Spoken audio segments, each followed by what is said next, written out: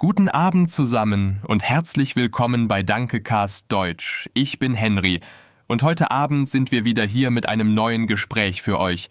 Wie immer freue ich mich sehr, dass ihr dabei seid. Heute sprechen wir über etwas ganz Alltägliches. Die Post. Wann wart ihr das letzte Mal bei der Post? Schreibt es gerne in die Kommentare. Guten Abend, ich bin Emilia. Ja, die Post. Das klingt vielleicht nicht besonders spannend, aber es gibt immer eine Geschichte dazu. Und heute erzählen Henry und ich euch, was uns das letzte Mal passiert ist, als wir zur Post gegangen sind. Mein Erlebnis war wirklich interessant. Henry, fang du an. Gerne. Also, mein letzter Besuch bei der Post war vor etwa 2 Wochen. Ich musste ein Paket verschicken, ein Geburtstagsgeschenk für meine Schwester. Sie wohnt in einer anderen Stadt, also musste ich es schicken. Ich habe das Paket zu Hause eingepackt, alles schön mit Papier und Klebeband, und dann bin ich losgegangen. Oh, das klingt schon nach einem kleinen Abenteuer. Ich finde Pakete verschicken manchmal komplizierter, als man denkt. Was ist dann passiert, als du bei der Post angekommen bist?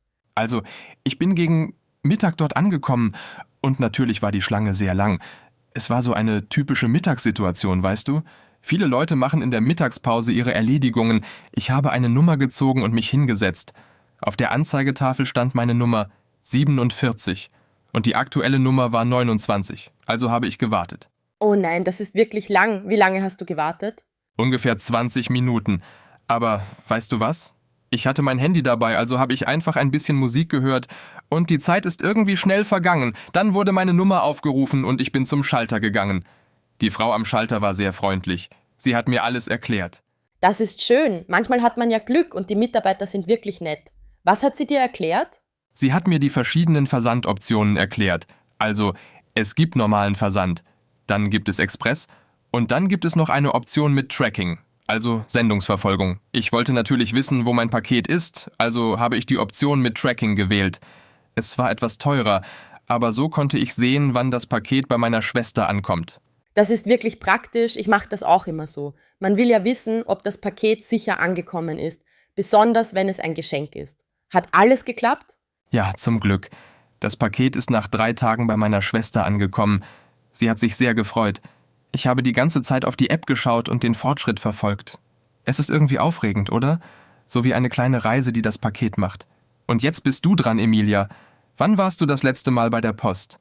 Also mein letztes Mal bei der Post war etwas anders und ehrlich gesagt ein bisschen stressiger als deine Geschichte. Es war letzte Woche. Ich hatte ein Einschreiben bekommen. Ihr wisst, diese orangefarbenen Karten im Briefkasten, oder? Die bedeuten, dass ein Brief oder ein Paket für euch bei der Post liegt, weil ihr nicht zu Hause wart. Oh ja, diese Karten. Die sehe ich auch manchmal. Man muss dann zur Post und das Paket oder den Brief abholen, richtig? Genau. Und das Problem war, dass die Karte schon 4 Tage alt war. Ich hatte sie irgendwie übersehen. Sie lag unter anderen Briefen. Als ich sie gefunden habe, dachte ich, hoffentlich ist das Paket noch da und wurde nicht zurückgeschickt. Also bin ich so schnell wie möglich zur Post gegangen. Oh, das klingt wirklich stressig. Ich wäre auch nervös gewesen. Was stand auf der Karte? Weißt du, was drin war? Nein, ich wusste nicht, was es war. Das Einschreiben kam von einem Amt, also einem Büro der Regierung. Ich hatte keine Ahnung, was sie mir schicken wollten. Manchmal sind das wichtige Dokumente, also war ich schon ein bisschen nervös. Habt ihr das auch schon erlebt? Eine Nachricht von einem Amt bekommen und nicht gewusst, was drin ist? Schreibt es in die Kommentare. Das kenne ich gut. Diese Briefe machen immer ein bisschen Angst. Und dann? Warst du erfolgreich? War das Paket noch dort?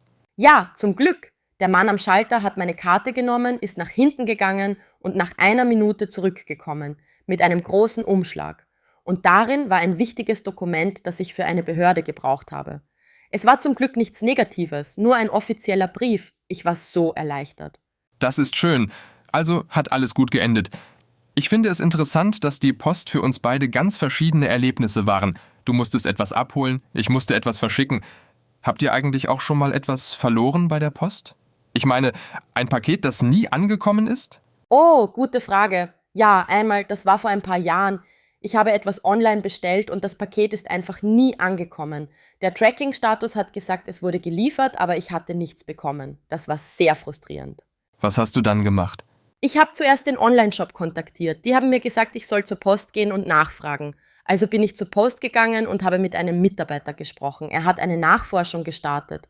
Das nennt man einen Nachforschungsauftrag. Nach etwa einer Woche haben sie das Paket gefunden. Es war im falschen Lager gelandet. Das ist ja unglaublich. Gut, dass du nicht aufgegeben hast. Ich glaube, viele Leute wissen gar nicht, dass man so einen Nachforschungsauftrag stellen kann. Das ist wirklich nützlich zu wissen. Liebe Zuhörerinnen und Zuhörer, habt ihr das gewusst? Wenn ein Paket verloren geht, kann man zur Post gehen und nachfragen. Sie können suchen. Genau, das ist wirklich wichtig. Und man sollte immer die Tracking-Nummer aufbewahren, solange das Paket unterwegs ist. Ohne diese Nummer ist es schwer zu recherchieren. Henry, was sind deiner Meinung nach die Dinge, die man immer bei der Post beachten sollte? Gute Frage. Also, erstens, immer die Öffnungszeiten vorher prüfen. Nichts ist schlimmer, als extra hinzufahren und dann ist die Post zu. Zweitens, wenn man ein Paket verschickt, sollte man alles gut einpacken. Stabile Kartons, genug Polsterung für zerbrechliche Sachen. Und drittens, wenn es etwas Wichtiges ist, immer mit Tracking und am besten versichert verschicken. Das stimmt alles. Ich würde noch hinzufügen, immer früh am Morgen gehen, wenn möglich. Dann ist es meistens nicht so voll. Oder Online-Pakete frankieren, also Briefmarken kaufen und den Versandschein ausdrucken. So spart man Zeit am Schalter. In vielen Ländern kann man das inzwischen bequem von zu Hause machen. Oh ja, das stimmt. Ich habe das auch schon gemacht.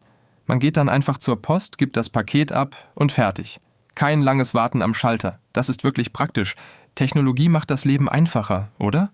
Absolut. Obwohl ich auch sagen muss, manchmal ist es schön, zur Post zu gehen und mit echten Menschen zu sprechen. Es ist eine gute Übung für Deutsch, für unsere Zuschauer, die Deutsch lernen. Wenn ihr in einem deutschsprachigen Land seid, geht ruhig zur Post und übt euer Deutsch. Die Mitarbeiter sind meistens geduldig und hilfsbereit. Das ist ein wirklich guter Tipp. Und eigentlich ist das Vokabular bei der Post gar nicht so schwer. Paket, Brief, Briefmarke, Schalter, Schlange, verschicken, abholen, diese Wörter hört ihr immer wieder. Kennt ihr schon alle diese Wörter? Welche davon sind neu für euch? Schreibt es in die Kommentare. Wir sind gespannt. Ja, schreibt uns. Wir lesen wirklich alle Kommentare und freuen uns immer über eure Nachrichten. Und wenn ihr eine Geschichte habt von eurem letzten Besuch bei der Post oder ein lustiges oder stressiges Erlebnis mit Paketen, dann teilt sie mit uns. Jede Geschichte ist willkommen. Genau. Und wisst ihr was? Manchmal sind die alltäglichen Dinge die interessantesten Geschichten. Die Post klingt langweilig, aber wie wir heute gehört haben, da passiert immer etwas. Eine lange Schlange, ein verlorenes Paket, ein mysteriöser Brief vom Amt. Das Leben steckt voller kleiner Abenteuer. Das stimmt zu 100%. Ich finde es schön, dass wir heute über etwas so Normales gesprochen haben. Das ist ja auch der Sinn von Dankecast Deutsch. Wir sprechen über das echte Leben auf echtem Deutsch, damit ihr als Lernende hört, wie Deutsche wirklich sprechen. Nicht zu schnell, nicht zu kompliziert, einfach natürlich. Und genau das ist unser Ziel. Wir wollen, dass ihr nach jeder Folge das Gefühl habt, das habe ich verstanden. Das kann ich auch sagen.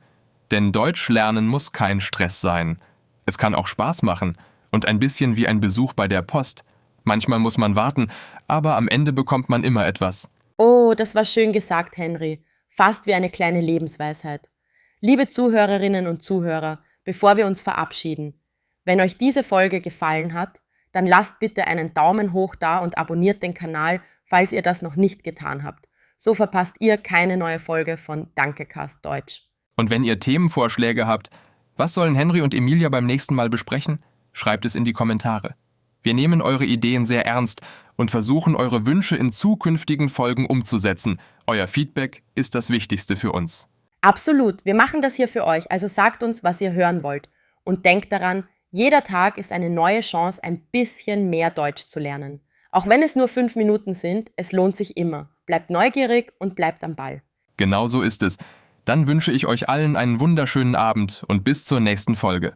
Macht es gut, passt auf euch auf und vergesst nicht, Deutsch lernen macht Spaß. Gute Nacht zusammen, wir sehen uns beim nächsten Mal. Tschüss von Henry und Emilia, euer Dankecast Deutsch-Team. Tschüss.